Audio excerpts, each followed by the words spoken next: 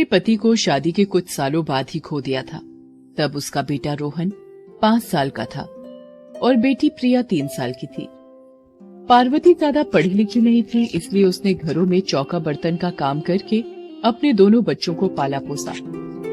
पार्वती चाहती थी कि उसके बच्चों को कभी भी पिता की कमी महसूस ना हो, इसलिए वो उनका बहुत ध्यान रखती थी।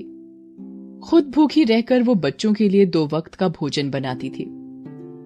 पार्वती चाहती थी कि उसके बच्चे उसकी तरह अनपढ़ न रहें, इसलिए उसने जैसे तैसे एक सरकारी स्कूल में दोनों बच्चों का दाखिला करवा दिया। पड़ोस के घर में वो बच्चों को ट्यूशन पढ़ने भी भेज देती थी। एक अकेली माँ अपनी सारी जिम्मेदारियां निभा रही थी। धीरे धीरे वक्त बीता। रोहन और प्रिया अब बड़े हो गए थे। पार्वती ने दोनों की पढ़ाई लिखाई में कोई कसर नहीं छोड़ी थी। रोहन एक ऑफिस में 20,000 रुपए माह की नौकरी पर लगा था। पार्वती प्रिया की शादी को लेकर चिंता में थी कि कोई अच्छे घर का लड़का मिल जाए तो उसकी शादी कर देगी।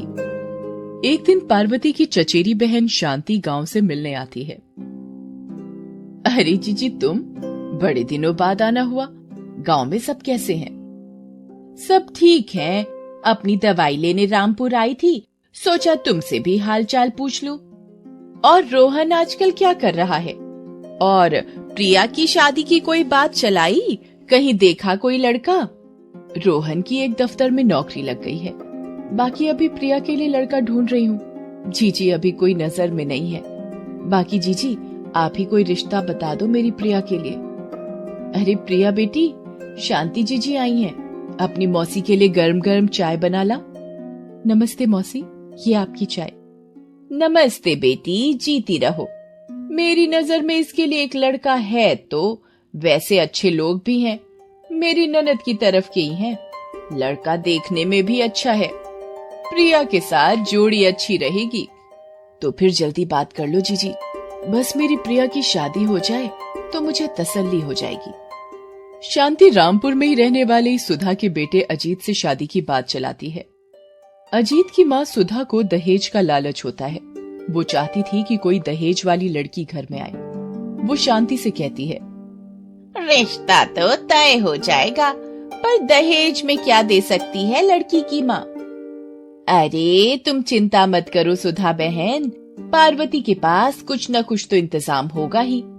और वैसे देखा जाए तो अमीर घर की लड़की कोई तेज स्वभाव की आ गई तो तुम्हारा जीना हराम कर देगी। ये तो सीधी सादी है, जैसे मर्जी अपने इशारों पर नचा लेना। कह तो तुम ठीक रही हो शांति। ठीक है, फिर रिश्ता पक्का समझो। मैं अजीत और उसके पिता से बात कर लेती हूँ। सारी बातचीत के बाद प्रिया की शादी अजीत के साथ हो जाती है। पार्वती अपनी हैसियत के मुताबिक एक सोने की चेन और एक अंगूठी के साथ कुछ बर्तन और कपड़े वगैरह प्रिया को देती है। थोड़ा दहेज देखकर सुधा का मुंह बन जाता है। प्रिया के पति अजीत और ससुर का तो स्वभाव अच्छा था, पर सुधा प्रिया के कम दहेज लाने की वजह से चिड़चिड़ा व्यवहार रखने लगी। शादी के बाद रोहन प्रिया को घर ले जाने के लिए आता है। नमस्ते आंटी, वो प्रिया को पगफेरे के लिए ले जाने आया हूँ। माँ ने ये कुछ उपहार और मिठाई भेजी है। ये कैसी साड़ी भेजी है? ये तो मैं अपनी नौकरानी को भी ना दूं। और ये मिठाई ऐसा लग रहा है 1 महीने पुरानी बर्फी उठा लाए हो। ऐसे सामान भेजती है तुम्हारी माँ? पहली बार जीजी के घर आए हो, कुछ कैश नहीं भेजा तुम्हारी माँ ने? नहीं आंटी जी, आप गलत समझ रही हैं। ये तो मैं अभी अभी मिष्ठान भंडार हलवाई से ताजी बर्फी बनवा कर लाया हूँ। और ये साड़ी तो... प्रिया बात को बीच में काटते हुए रोहन को चुप रहने का इशारा करती है। रोहन तुम बैठो, मैं तैयार होकर आती हूँ। प्रिया माँ के घर जाने के लिए तैयार होने लगती है, तभी सुधा उसके कमरे में आती है। बहू, शादी के बाद पहली बार मायके जा रही हो ना, तो कम से कम 50,000 रुपए कैश लेकर आना, तभी इस घर में घुसने की इजाजत होगी, वरना वापस आने की कोई जरूरत नहीं। अपने मायके में ही रहना। प्रिया रोने लगती है। वो सुधा से कहती है, माँ जी मेरी माँ के पास इतने पैसे कहाँ से आएंगे? पहले ही वो शादी के लिए कर्ज ले चुकी है और रोहन अभी तक उस कर्ज की भरपाई कर रहा है। मुझे कुछ नहीं पता, कहीं से भी लाए तुम्हारी माँ, मुझे बस पैसों से मतलब है। प्रिया रोती हुई माँ के घर चली जाती है। अजीत सुधा और प्रिया की बातें सुन लेता है। उस वक्त उसने माँ को कुछ भी समझाना उचित नहीं समझा। वो उस वक्त इस मुसीबत से निपटने का हल ढूंढना चाहता था। प्रिया, तू जब से आई है ना कुछ खाया ना ही पिया, क्या बात है बेटी? तेरी ससुराल में सब तेरा ध्यान तो रखते हैं ना? तू खुश तो है ना? माँ सासू माँ ने मुझसे 50,000 रुपए लाने को कहा है। अगर मैं वो रकम नहीं लेकर गई तो वो मुझे ससुराल में नहीं रहने देंगी। आप कहाँ से 50,000 रुपए लाओगी? मैं आपकी और रोहन की जिंदगी पर बोझ बन गई हूँ। शादी के बाद भी मैं आपको अपनी सास के पैसों की मांग को लेकर परेशान कर रही हूँ। रोहन भी कब तक कमा कमा कर मेरी दहेज की मांगों की पूर्ति करेगा? ऐसा मत बोल मेरी बच्ची, भगवान कोई न कोई रास्ता जरूर निकाल ही लेंगे।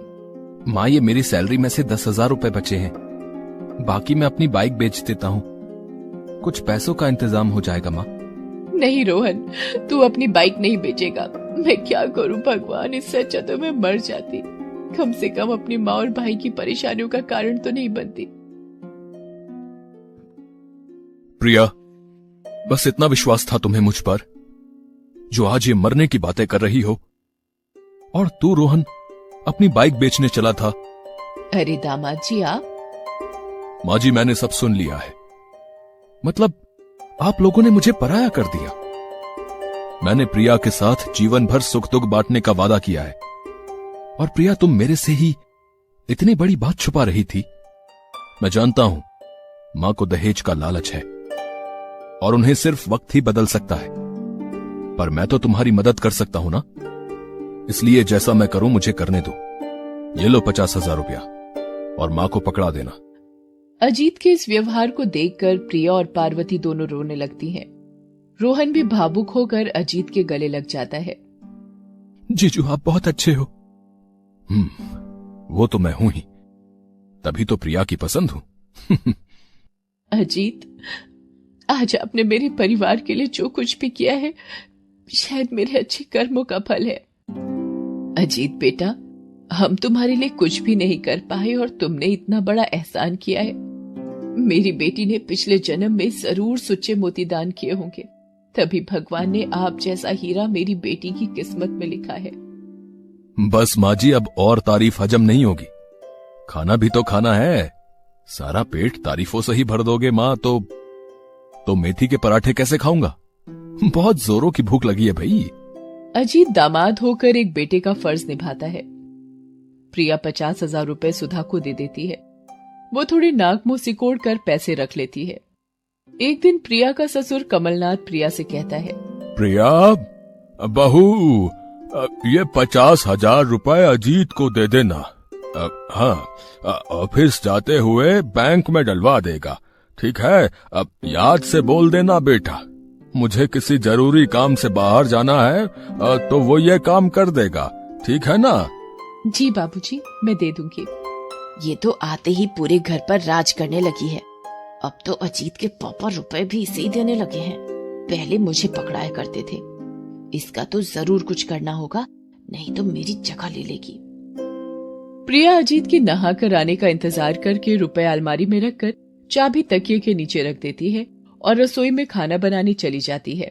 इसी का फायदा उठाकर सुधा जल्दी से अलमारी खोलकर 50,000 रुपए में से 10,000 रुपए कम कर देती है। प्रिया अजीत को जाते हुए रुपए पकड़ाती है। अजीत बिना गिने उन रुपयों को लेकर बैंक चला जाता है। वहां जाकर जब अजीत 50,000 जमा करने लगता है तो 10,000 उसमें कम निकलते हैं। वो अपने पिता को फोन करता है। पिताजी, इसमें तो 40,000 रुपए ही हैं। आप तो 50,000 रुपए बोल रहे थे। अब नहीं अजीत, अब मैंने तो गिनकर 50,000 रुपए सुबह ही बहू को पकड़ाए थे। अब ऐसे कैसे हो सकता है? घर आकर कमलनाथ प्रिया से पूछता है। अब प्रिया बहू, अब कहीं इधर उधर तो रुपयों का बैग नहीं रख दिया ना? शायद ध्यान ना आ रहा हो। मैंने इस बैग में 50,000 गिनकर रखे थे। नहीं बाबूजी, मैं तो बस अलमारी में रुपए रखकर रसोई में चली गई थी। उसके बाद मैंने बैग अजीत को दे दिया। हाँ, प्रिया ने मुझे जब बैग दिया तो मैंने रुपए गिने नहीं थे। बैंक जाकर मैंने रुपए गिने तो पता चला 10,000 रुपए कम है। अब बहू अब तुम परेशान मत हो, शायद मेरे से ही गिनने में गलती हुई होगी। मुझे तो लगता है ये अपने मायके वालों की मदद करती है, इसलिए इसने फायदा उठाकर नोट गायब कर दिए। वैसे भी दहेज देने के नाम पर शादी में भिखारी बन गए थे कि इनके पास कुछ नहीं है। नहीं बाबूजी, मैंने कोई चोरी नहीं की, मेरा विश्वास कीजिए। माँ, ये तुम कैसी बातें कर रही हो? प्रिया भला ऐसा क्यों करने लगी? और दहेज का लालच आपको है? हे भगवान, इसने तो मेरी औलाद को भी मेरा दुश्मन बना दिया। कैसी बहू आई है, माँ को बेटे से ही अलग कर दिया। अब सुधा, तुम गलत समझ रही हो। अजीत सही कह रहा है। प्रिया बहू भला पैसे क्यों लेगी? घर का ऐसा वातावरण देख प्रिया बहुत दुखी हो जाती है। वो इन सब बातों के लिए खुद को ही दोषी मानती है। धीरे धीरे दिन बीतते हैं। एक दिन सुधा सीढ़ियों से गिर जाती है। उसकी रीढ़ की हड्डियों में चोट आ जाती है। सुधा उठ भी नहीं पा रही थी, उसे तेज दर्द हो रहा था। प्रिया बिना किसी बात का इंतजार किए एम्बुलेंस को फोन मिलाती है और सुधा को लेकर अस्पताल पहुंचती है। सुधा को एडमिट करवाकर वो अजीत और कमलनाथ को फोन मिलाकर सारी बात बताती है। दोनों अस्पताल पहुंचते हैं। अब डॉक्टर, अब मेरी वाइफ सुधा कैसी है? अब वो ठीक है। रीढ़ की हड्डी में हल्का फ्रैक्चर आया है, इसलिए उन्हें ठीक होने में समय लगेगा। ये तो अच्छा हुआ कि आपकी बहू इन्हें यहां जल्दी से ले आई, वरना बहुत देर हो सकती थी, जिसकी वजह से शायद सुधा जी उम्र भर खुद के सहारे बैठ भी ना पाती। डॉक्टर, क्या हम मां से मिल सकते हैं? जी बिल्कुल, पर ज्यादा देर नहीं, क्योंकि उन्हें आराम की जरूरत है। प्रिया ने सुधा की सारी जिम्मेदारी संभाल ली। वो सुधा की बहुत सेवा करती। प्रिया की माँ और भाई भी सुधा को देखने आए। सुधा जब प्रिया को अपनी देखभाल करते देखती है, वो मन ही मन अपने किए पर बहुत शर्मिंदा होती है। धीरे धीरे सुधा की सेहत में सुधार आ जाता है। सुधा को अस्पताल से छुट्टी मिल जाती है। घर आकर प्रिया जब सुधा को अपने हाथों से खाना खिलाने लगती है। प्रिया, मेरी बेटी, मेरी बहू, बस और इतनी सेवा मत करो मेरी। मैं इस सेवा के लायक नहीं हूं। मैंने ही उस दिन तुम्हारी अलमारी में से रुपए लिए थे ताकि तुम्हें नीचा दिखा सकूं। मैं एक दहेज लेने वाली लालची औरत हूं। मैं बहुत गलत इंसान हूं, मुझे माफ कर दे बहू। नहीं माँ जी, ऐसा मत बोलिए।